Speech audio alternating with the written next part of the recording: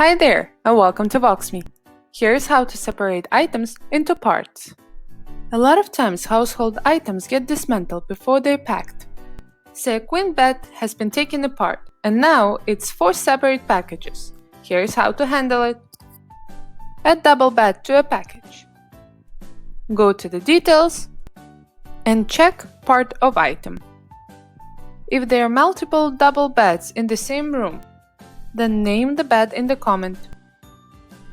Go back and you will see the content appearing as a part of double bed.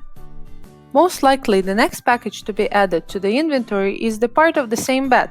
Tap on clone and repeat the process for the rest of the parts.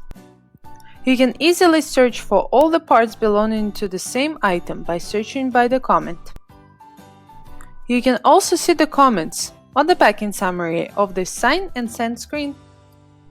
Thanks for watching. Don't forget to visit our YouTube channel for more tips and instructions.